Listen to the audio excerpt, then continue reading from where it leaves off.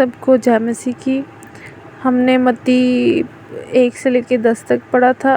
अब हम अध्याय 11 पढ़ेंगे। जब यीशु अपने 12 चेलों को आज्ञा दे चुका तो वह उनके नगरों में उपदेश और प्रचार करने को वहाँ से चला गया। यूहन्ना ने बंदीगृह में मसीह के कामों का समाचार सुनाकर अपने चेलों को उससे यह पूछने भेजा कि क्या आने वाला तू ही है या हम दूसरे की बाट जो हैं। यीशु ने उत्तर दिया कि जो कुछ तुम सुनते हो और देखते हो वह सब जाकर यूहन्ना से कह दो कि दाऊद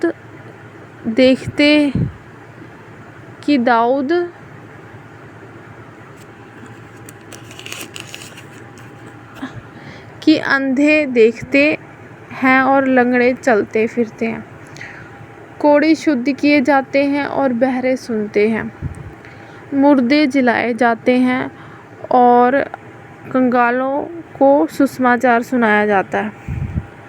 और धन्य है वह जो मेरे कारण ठोकर ना खाए।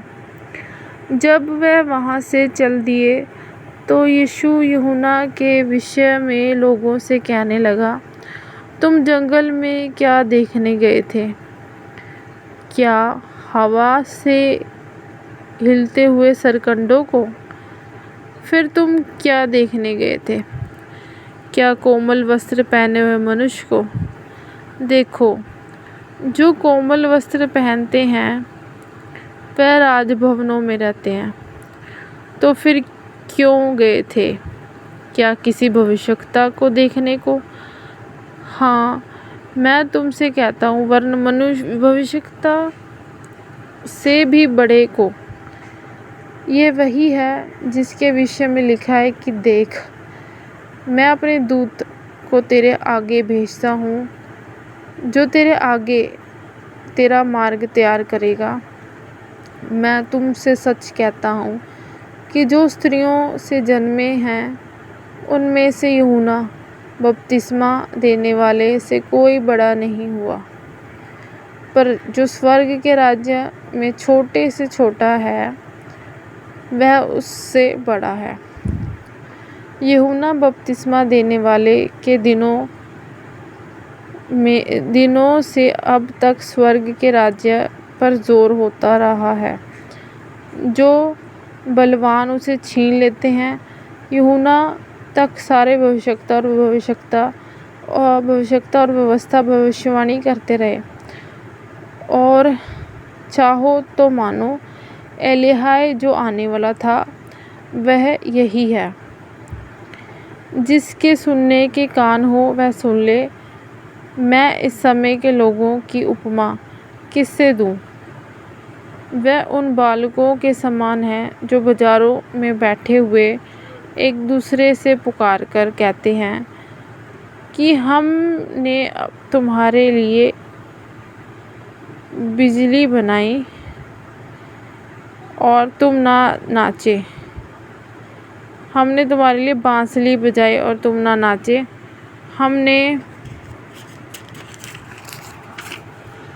हमने विलाप किया और तुमने छाती नहीं पीटी। क्या यूहन्ना ना खाता आया और ना पीता?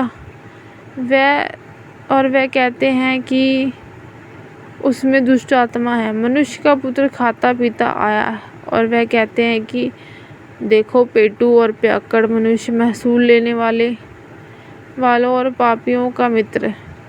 पर ज्ञान अपने कामों से सच्चा ठहराया गया है। जब वह उन नगरों को उल्हाना देने लगा जिनमें उसने बहुतेरे सामर्थ्य के काम किए थे, क्योंकि उन्होंने अपना मन नहीं फिराया था। हाय खुराजीन, हाय बैतसैदा, जो सामर्थ्य के काम तुम में किए गए, यदि वह सूर और सैदा में किए जाते, तो टाट ओढ़कर और राख में बैठकर वह कब के मन फिरा लेते। परंतु मैं तुमसे कहता हूँ कि न्याय के दिन तुम्हारी दशा से सूर और सैदा की दशा अधिक सहने योग्य होगी। और हे कफरनहूम, क्या तू स्वर्ग तक ऊंचा किया जाएगा?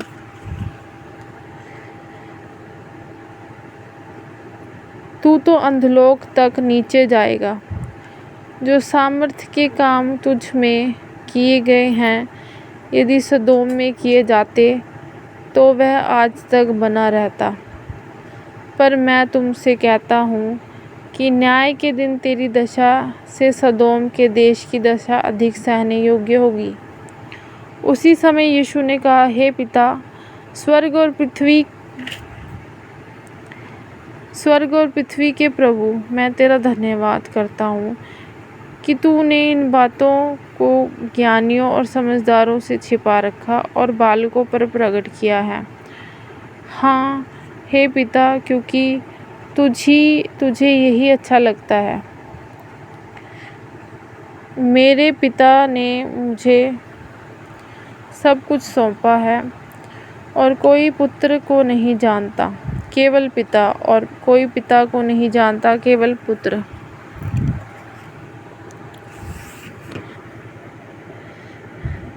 और वह जिस पर पुत्र उसे प्रकट करना चाहे। हे सब परिश्रम करने वालों और बोझ से दबे हुए लोगों, मेरे पास आओ, मैं तुम्हें विश्राम दूंगा। मेरा जुआ अपने ऊपर उठा लो और मुझसे सीखो, क्योंकि मैं नम्र और मन में दीन हूँ, और तुम अपने मन में विश्राम पाओगे, क्योंकि मेरा जुआ सहज और मेरा बोझ हल्का है। हालेलुया। उस समय यीशु सब्बत के दिन खेतों में से होकर जा रहा था और उसके चेलों को भूख लगी, सो वह बाले तोड़ तोड़ कर खाने लगे। फरीसियों ने ये देखकर उससे कहा, देख, तेरे चेले वह काम कर रहे हैं जो सब्बत के दिन करना उचित नहीं। उसने उनसे कहा, क्या तुमने नहीं पढ़ा कि दाऊद ने जब वह और उसके साथी भूखे थे तो क्या किया?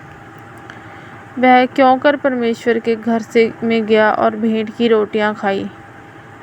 मैं क्यों कर परमेश्वर के घर में गया और भेंट की रोटियां खाई, जिन्हें खाना ना तो उसे और ना उसके साथियों को, पर केवल याजकों को उचित था। या तुमने व्यवस्था में नहीं पढ़ा कि याजक सब्बत के दिन मंदिर में सब्बत के दिन की विधि को तोड़ने पर भी निर्दोष ठहरते हैं?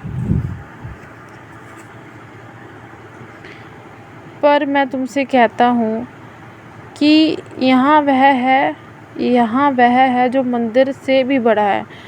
यदि तुम इसका अर्थ जानते कि मैं दया से प्रसन्न हूँ, बलिदान से नहीं, तो तुम निर्दोष को दोषी ना ठहराते। मनुष्य का पुत्र तो सब्बत के दिन का भी प्रभु है। वह वहाँ से चलकर वह उनकी सभा के घर में आया, और देखो, एक मनुष्य था जिसका हाथ सूखा हुआ था, और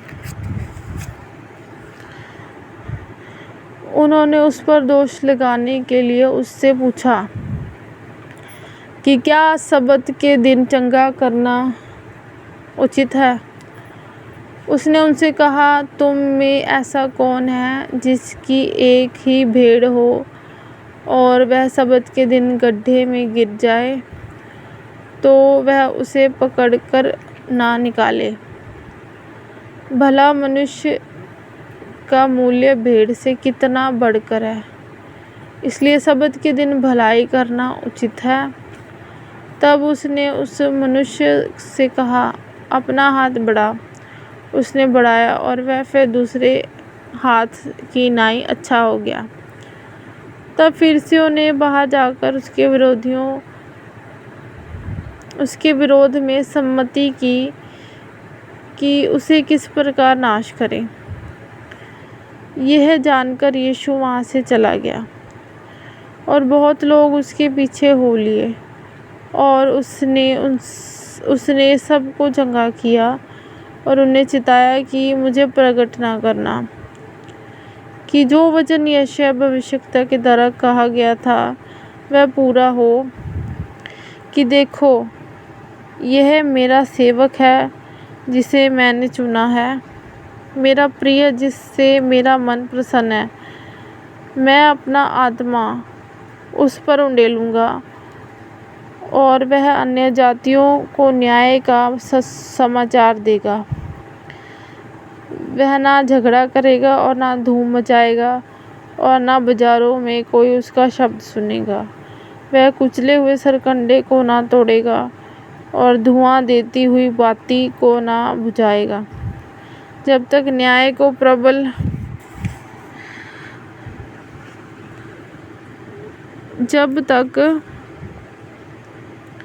को प्रबल ना कराए और अन्य जातियां उसके नाम पर आशा रखेंगी। तब लोग एक अंधे गूंगे को जिसमें दुष्ट आत्मा थी उसके पास लाए और उसने उसे अच्छा किया और वह गूंगा बोलने और देखने लगा। इस पर सब लोग चकित होकर कहने लगे, ये क्या दाऊद की संतान का है? परंतु फरीसियों ने यह सुनकर कहा, ये तो दुष्ट आत्माओं का सरदार शैतान की सहायता के बिना दुष्ट आत्माओं को नहीं निकालता। उसने उनके मन की बात जानकर उनसे कहा, जिस किसी राज्य में फूट होती है वह उजड़ जाता है और कोई नगर या घराना जिसमें फूट होती है बना ना रहेगा। और यदि शैतान ही शैतान को निकाले तो वह अपना ही विरोधी हो गया है।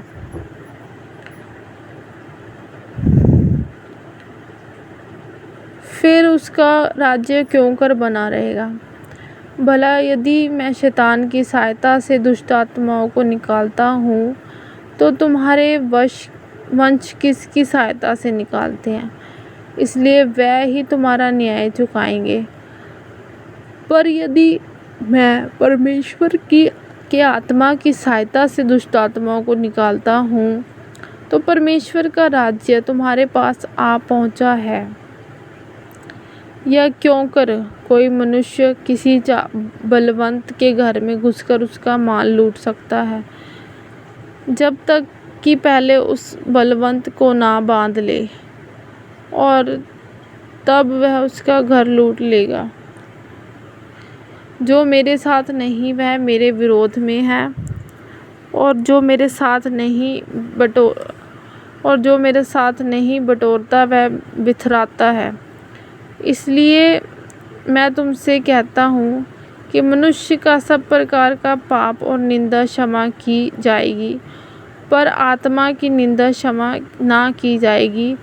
जो कोई मनुष्य के पुत्र के विरोध में कोई बात कहेगा उसका यह अपराध क्षमा किया जाएगा, परंतु जो कोई पवित्र आत्मा के विरोध में कुछ कहेगा उसका अपराध ना तो इस लोक में और ना परलोक में क्षमा किया जाएगा। यदि पेड़ को अच्छा कहो तो उसके फल को भी अच्छा कहो, या पेड़ को निकम्मा कहो तो उसके फल को भी निकम्मा कहो।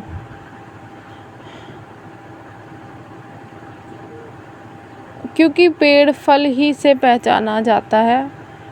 हे सांप के बच्चों, तुम बुरे होकर क्यों कर अच्छी बातें कह सकते हो? क्योंकि जो मन में भरा है वही मुंह पर आता है। भला मनुष्य मन के भले भंडार से भली बातें निकालता है और बुरा मनुष्य बुरे भंडार से बुरी बातें निकालता है। और मैं तुमसे कहता हूँ कि जो निकम्मी बातें मनुष्य कहेंगे न्याय के दिन हर एक बात का लेखा देंगे। क्योंकि तू अपनी बातों के कारण निर्दोष और अपनी बातों ही के कारण दोषी ठहराया जाएगा।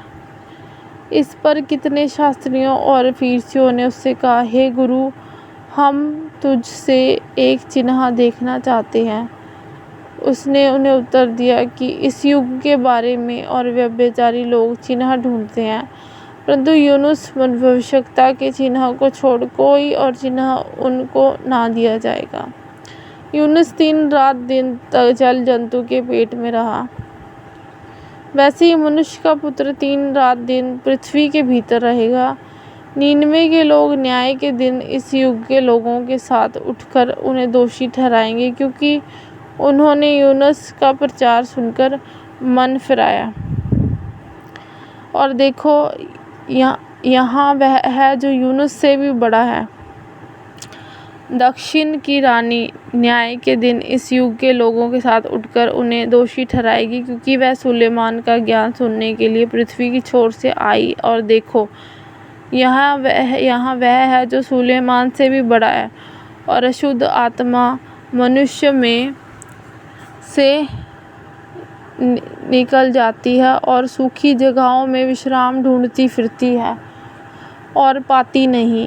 तब कहती है कि मैं अपने उसी घर में जहाँ से निकली थी लौट जाऊंगी, और आकर उसे सुना, झाड़ा बुहारा और सजा सजाया पाती है। और वह जाकर अपने से और बुरी 7 आत्माओं को अपने साथ ले आती है, और वह उसमें बैठकर वहाँ वास करती, और उस मनुष्य की पिछली दशा पहले से भी बुरी हो जाती है। इस युग के बुरे लोगों की दशा भी ऐसी ही होगी। जब वह भीड़ से बातें कर ही रहा था, तो देखो, उसकी माता और भाई बाहर खड़े थे और उससे बातें करना चाहते थे। किसी ने उससे कहा, देख, तेरी माता और तेरे भाई बाहर खड़े हैं और तुझसे बातें करना चाहते हैं। यह सुन उसने कहने वालों को उत्तर दिया, कौन है मेरी माता और कौन है मेरे भाई? और अपने चेलों की ओर अपना हाथ बढ़ाकर कहा, देखो, मेरी माता और मेरे भाई ये हैं, क्योंकि जो कोई मेरे स्वर्गीय पिता की इच्छा पर चले वही मेरा भाई और मेरी बहन और मेरी माता है। आमीन। परमेश्वर के वचन पढ़े और सुने जाने पर हम सबको आशीष मिले। आमीन।